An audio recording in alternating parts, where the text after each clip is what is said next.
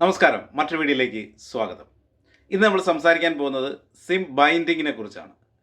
SIM ബൈൻഡിങ്ങിനെ കുറിച്ച് ചിലപ്പോൾ നിങ്ങൾക്ക് അറിയാമായിരിക്കാം, എന്നാലും അറിയാത്ത ആൾക്കാർക്ക് വേണ്ടി ഞാനൊന്ന് പറഞ്ഞുതരാം. സാധാരണയായി ബാങ്കിങ് ആപ്ലിക്കേഷനിലാണ് സിം ബൈൻഡിങ് സംവിധാനം ഉപയോഗിച്ചു വരുന്നത്. സിം ബൈൻഡിങ് എന്നാൽ നമ്മളൊരു ആപ്ലിക്കേഷൻ ഉപയോഗിക്കുമ്പോൾ ആ ആപ്ലിക്കേഷനുമായി ലിങ്ക് ചെയ്തിരിക്കുന്ന മൊബൈൽ നമ്പർ അതേ ഫോണിൽ തന്നെ ഉണ്ടായിരിക്കണം എന്നുള്ളതാണ്. ഇപ്പോൾ നിലവിൽ നമ്മൾ ചില മെസ്സേജിങ് ആപ്പുകൾ, വാട്സപ്പ് പോലത്തെ മെസ്സേജിങ് ആപ്പുകളൊക്കെ ഉപയോഗിക്കാനായിട്ട് സിം ബൈൻഡിങ് നിർബന്ധമല്ല.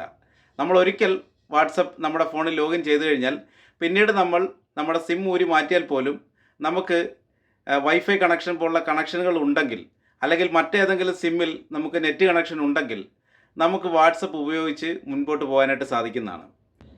ഇനി വരാൻ പോകുന്ന ചില അപ്ഡേറ്റുകൾ അനുസരിച്ച് വാട്സപ്പ് പോലുള്ള മെസ്സേജിങ് ആപ്ലിക്കേഷനുകൾക്ക് കൂടി സിം ബൈൻഡിങ് എന്ന സംവിധാനം ഒരുക്കുവാൻ പോവുകയാണ്.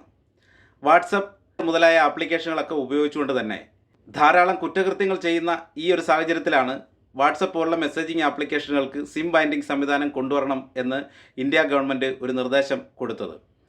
കഴിഞ്ഞ മാസം 28-ാം തീയതി വരെയാണ് അതിൻ്റെ അവസാന ദിവസം എന്നാണ് അറിയാൻ കഴിഞ്ഞത്. അങ്ങനെയാണെങ്കിൽ വരും ദിവസങ്ങളിൽ തന്നെ വാട്സപ്പ്, ടെലഗ്രാം മുതലായ ആപ്ലിക്കേഷനുകൾക്കെല്ലാം തന്നെ, അതായത് സിമ്മും നമ്പറും ഉപയോഗിച്ചുകൊണ്ട് വർക്ക് ചെയ്യുന്ന എല്ലാ ആപ്ലിക്കേഷനുകൾക്കും സിം ബൈൻഡിങ് സംവിധാനം കൊണ്ടുവരാനാണ് സാധ്യത. അങ്ങനെയാണെന്നുണ്ടെങ്കിൽ അത് ഏറ്റവും കൂടുതൽ ബുദ്ധിമുട്ടിക്കാൻ പോകുന്നത് വാട്സപ്പ് ഉപയോക്താക്കളെയാണ്. ഗൾഫിലൊക്കെ ഉള്ള ആൾക്കാർ നമ്മുടെ നാട്ടിലെ ഒരു സിം എടുത്തിട്ട് നാട്ടിലെ തന്നെ വാട്സപ്പ് മൊബൈലിലാക്കിയതിന് ശേഷം സിം ഇവിടെ ഇട്ടിട്ട് ഗൾഫിലേക്ക് പോകും. അങ്ങനെ അവിടെ പോയിട്ട് നമ്മുടെ നാട്ടിലെ വാട്സപ്പ് അവിടെ ഉപയോഗിക്കുകയാണെന്നുണ്ടെങ്കിൽ ഇനി അത് സാധ്യമാകാതെ വരും. നമ്മുടെ ഇന്ത്യൻ നമ്പറാണ് നിങ്ങൾ ഉപയോഗിക്കുന്നതെന്നുണ്ടെങ്കിൽ കുറച്ച് നാളുകൾക്ക് ശേഷം, അല്ലെങ്കിൽ ഏറ്റവും അടുത്ത ദിവസങ്ങളിൽ തന്നെ നിങ്ങളുടെ വാട്സപ്പ് അക്കൗണ്ട് നിശ്ചലമാകാനായിട്ടുള്ള സാധ്യതയുണ്ട്. ഇത് കാണുന്ന ആരെങ്കിലും ഇതേപോലെയാണ് വാട്സപ്പ് ഉപയോഗിക്കുന്നതെങ്കിൽ നിങ്ങളുടെ പേരിലുള്ള നമ്പർ, അല്ലെങ്കിൽ അത് എത്രയും പേർന്ന് നിങ്ങളുടെ പേരിലേക്കുള്ള നമ്പറാക്കുക. ആ ഫോണും ആ നമ്പരും നിങ്ങളുടെ കയ്യിൽ തന്നെ സൂക്ഷിക്കുന്നതായിരിക്കും ഏറ്റവും ഉചിതം. സിമ്മ് മറ്റൊരാളുടെ കയ്യിലും വാട്സപ്പ് നിങ്ങളുടെ കയ്യിലും ആണെന്നുണ്ടെങ്കിൽ പിന്നീട് അത് ബുദ്ധിമുട്ട് വരാനുള്ള സാധ്യതയുണ്ട്. സിം ആരുടെ കയ്യിലാണോ ഇരിക്കുന്നത് അവർക്കായിരിക്കും വാട്സപ്പ് ഉപയോഗിക്കാനുള്ള അനുമതി ഉണ്ടാകുക. അത് ചിലപ്പോൾ നിങ്ങളുടെ പേരിലുള്ള സിം ആണെങ്കിൽ പോലും അത് മറ്റൊരാളുടെ ഫോണിലാണെങ്കിൽ അവർക്കായിരിക്കും വാട്സപ്പ് ഉപയോഗിക്കാനായിട്ട് സാധിക്കുന്നത്.